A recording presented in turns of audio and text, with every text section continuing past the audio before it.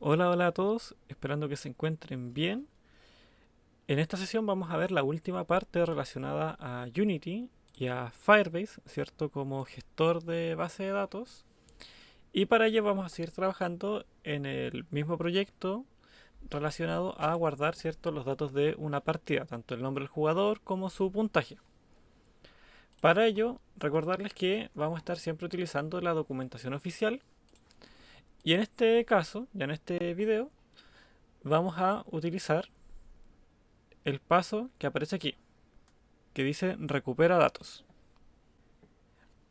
Lo primero, y al igual que en el video anterior, nos mencionan de que debemos tener registrado el proyecto Unity, ¿cierto? Configurado en Firebase, en la consola, tener agregado el SDK para poder trabajar.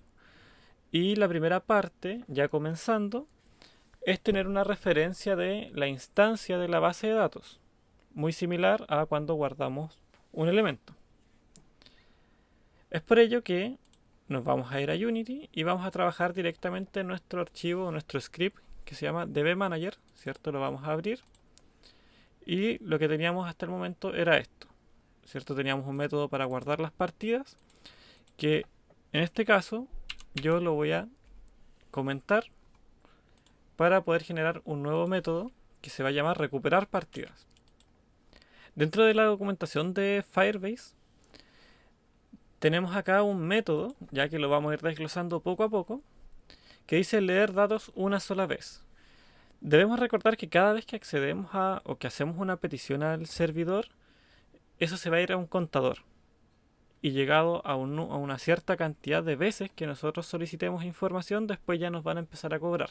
Firebase tiene un plan gratuito, pero es limitado.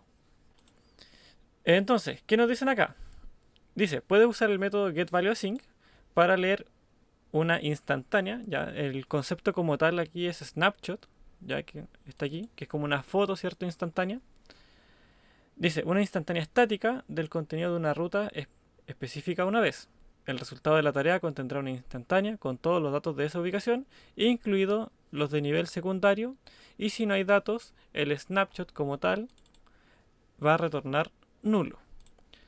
Vamos a copiar esto, ya, y lo vamos a desglosar de a poco.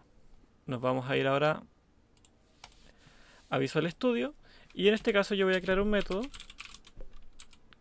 que va a ser privado, ¿cierto? No va a retornar elementos de momento, porque vamos a hacer un print de los datos. Y el método le vamos a poner, le voy a poner recuperar datos.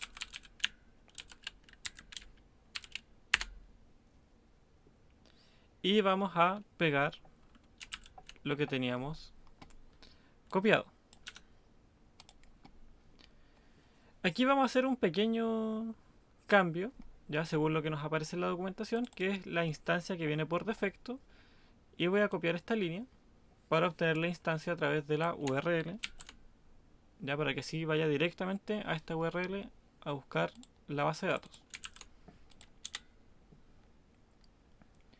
Dentro de esa base de datos yo voy a especificar desde dónde va a empezar a leer. En este caso va a empezar a leer desde partidas. Recordemos que esa es la raíz que nosotros habíamos dejado. Entonces, ¿qué tenemos acá? Estamos utilizando la clase Firebase Database. Dentro de su método tiene obtener una instancia, así que vamos a obtener como tal la conexión a la base de datos utilizando la URL.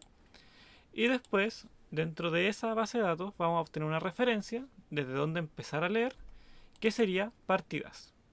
Ya, esas serían las dos primeras líneas que vamos a ver. Luego tenemos el getValueAsync, que lo que hace es, como su nombre lo dice, obtener todos los valores de forma asíncrona. ¿Qué significa esto? Que no va a detener la ejecución del programa. Luego de obtener los datos de manera asíncrona, tenemos acá un continue with, que como su nombre lo dice, es cómo va a continuar la ejecución luego de que logre recuperar los datos de manera síncrona. En este caso abre paréntesis y tenemos aquí una expresión que es nueva para nosotros. Voy a darle enter y lo que tenemos aquí es una expresión lambda o un método anónimo. ¿Qué significa esto? Esto no es más que un método, ya, como su nombre lo dice, un método anónimo, pero que no tiene nombre. ¿Qué significa que no tiene nombre? Que no está declarado aquí abajo. Así como public void mi método. ¿Y por qué se hace de esta forma? Porque simplemente se va a generar o se va a ejecutar si es que, o al momento en que nosotros llamemos a esta línea. No es necesario tenerlo declarado, sino que simplemente lo que estamos acá detallando es la ejecución. Entonces, en caso de que el getValueAssign se ejecute, ¿qué es lo que va a hacer a continuación? Aquí tenemos definida una tarea. ¿Y qué es lo que pregunta? Tenemos aquí simplemente un if que dice, si la tarea o el resultado ya de esta ejecución falla, aquí podemos manejar el error y hacer, por ejemplo, un print y decir error en recuperar datos.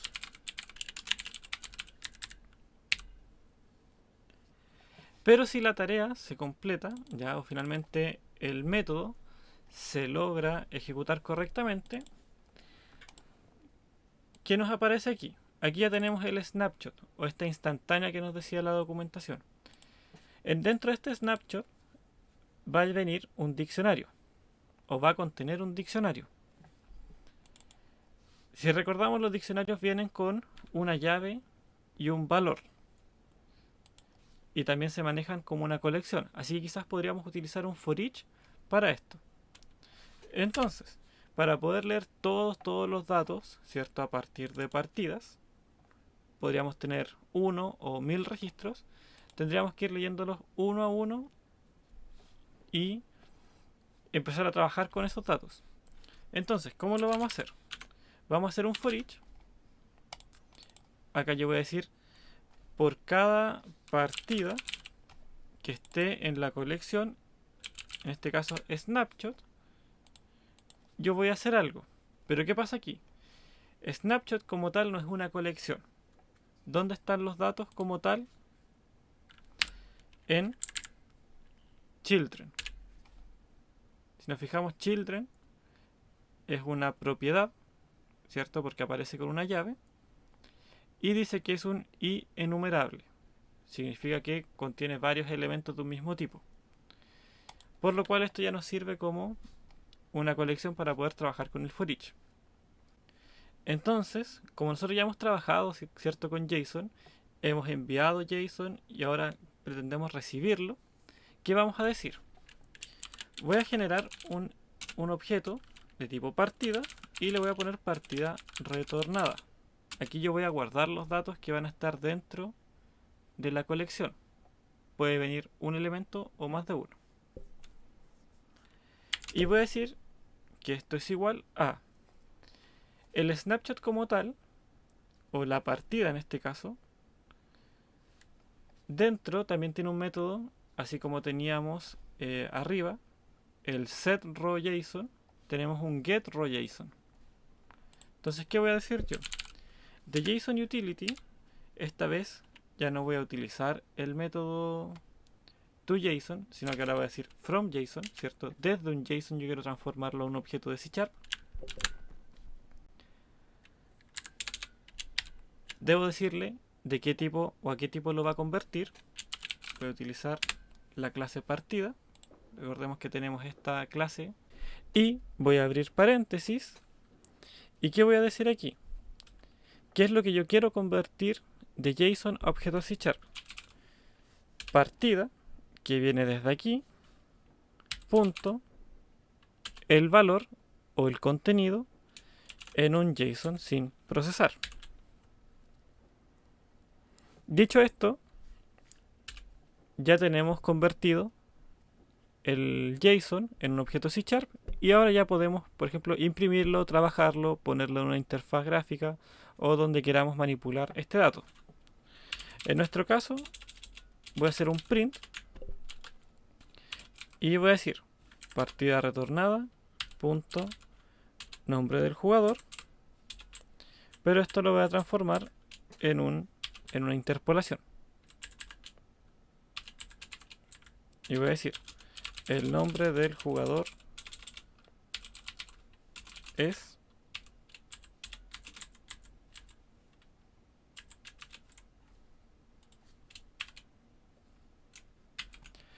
Voy a guardar, pero antes lo vamos a agregar al start para que lo llame, si no, no lo va a poder ejecutar en ningún momento. Entonces llamamos a recuperar datos, asociamos Visual Studio a Unity y vamos ahora y le damos play.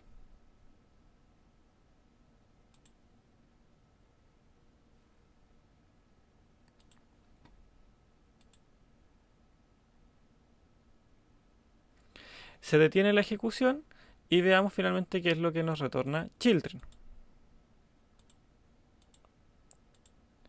En este caso, a ver si logro darle clic, ahí sí.